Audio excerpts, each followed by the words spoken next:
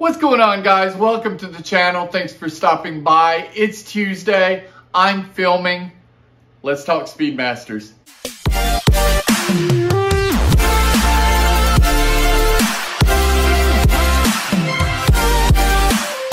All right, guys, let's get right into it. You know I love Speedmasters. I love my automatic date reverse panda, the 351150.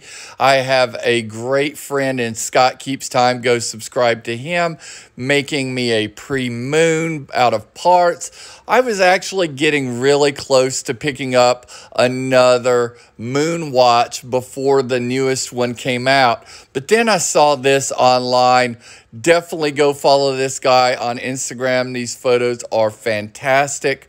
I saw this. I wanted to replicate it immediately in steel.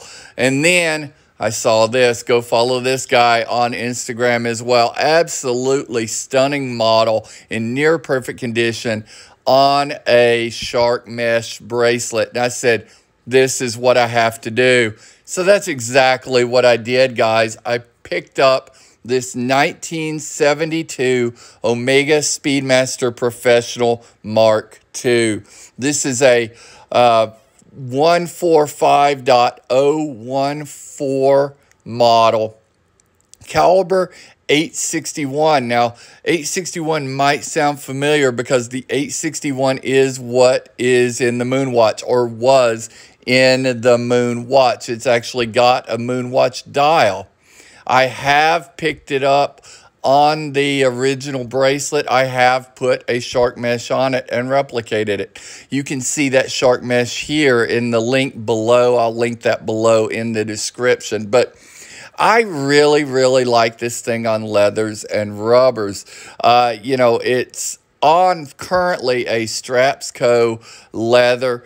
We'll get into that. Strapsco has been awesome to me and has provided me an affiliate link to help the channel. So if you're shopping for straps, I hope that you'll go check Strapsco out. Give them a shot. If you don't buy from them, that's totally cool. Just click the link and give them a shot. It helps the channel out. I'm definitely picking up one of these Sharkmeshes from them. Much, much higher quality, easier to adjust, a much, much better clasp, as you can see here, than my eBay buy that I had it on in that picture earlier. You know, it served its purpose. I got that Sharkmesh. It looked pretty cool. I put it on the Bulova Lunar Pilot chronograph, but I'll definitely get a better one for this watch, as it is an icon and deserves such. I've got a couple of straps next to it, including this rubber strap. I couldn't figure out who this rubber strap was from in a previous video. It is a Cheapest NATO Straps strap. I love Cheapest NATO straps. Strapsco also has a version I'll probably check out. And then, of course, I have had it on the original bracelet. Love it on the original bracelet. But like I said, I've been wearing it more and more on various leathers. Brown leather, black leather, blue leather, that sort of thing. And so in this video, I've had this watch for about 4 months now, and I wanted to see what I've liked about it, what I haven't liked about it in that just shy of a half a year. So that's what we're going to do today. I hope that will interest you. I hope you'll stick around to the end of the video, as I've got some things I want to talk to you about there as well. But getting back to the watch, it's a 1972 Omega Speedmaster Professional Mark II caliber 861 manual winding chronograph. The iconic design of the Moonwatch on the dial, but instead of an external bezel, this one has the internal bezel under the glass. And the glass itself is actually a mineral crystal. It's a flat mineral crystal. The dial has the iconic tritium lume, which unfortunately is no longer has much power to it at all. It's pretty well burned out. But that doesn't stop it from being an incredible watch, a beautiful watch. I guess that's the first drawback of buying a pre-owned from 1972 is the lume is probably not going to be up to snuff.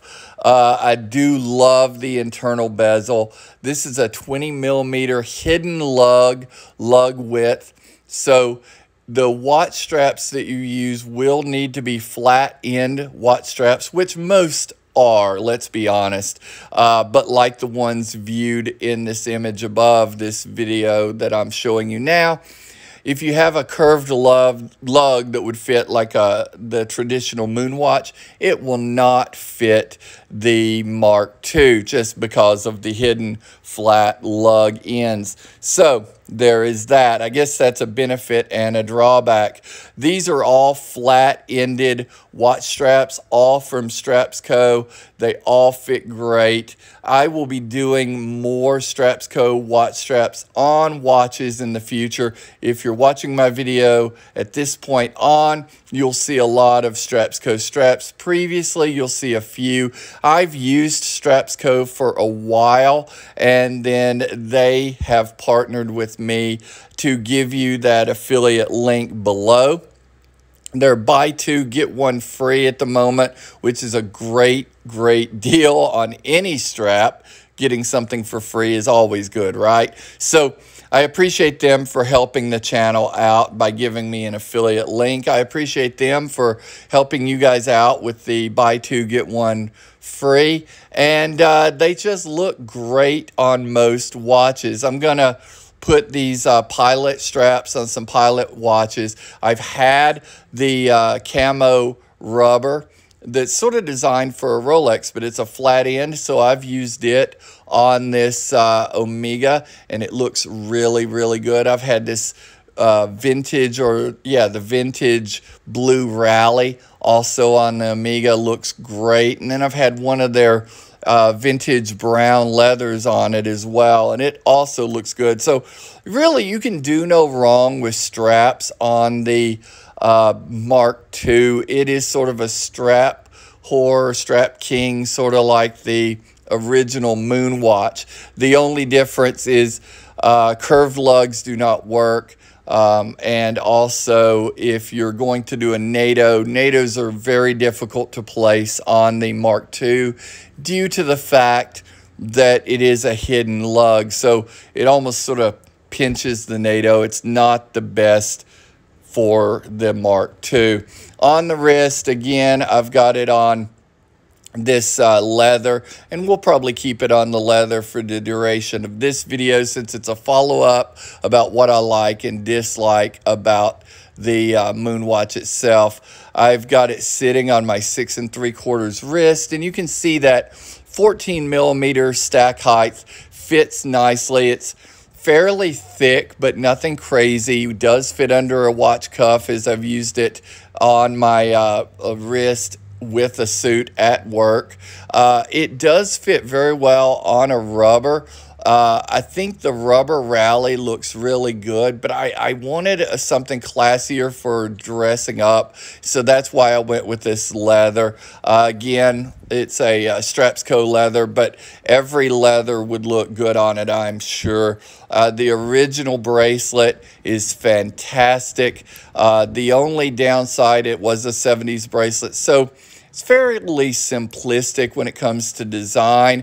I'm really hoping, you can see those flat ends, those hidden end links that I was speaking of. I'm really hoping that Uncle Seiko does a Mark II bracelet like he did for the reduced that I have, and that he does for some of the Seikos like what I have.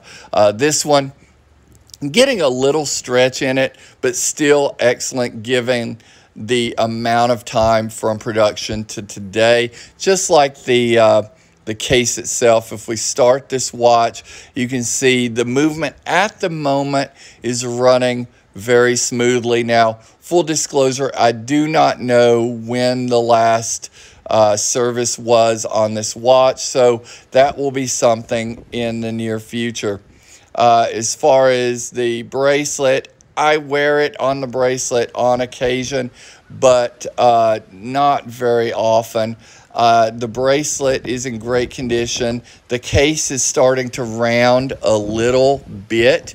And so I just feel like the original look of the bracelet and the case, while good, I noticed that rounded edge more on the bracelet. So I kind of like it on the strap. You can see a few scratches there on the end where the strap was mounted. Case back is in still a very good condition with this screw-on case back. You can see the hippocampus there, the Omega Seahorse. And then I love that this strap, talking about the strap once again, that it has these quick releases. Everybody knows I can't stand that straps still don't use quick releases. This one does. It's on the Strapsco site. I'll have a link to that in the description, obviously, with that affiliate link.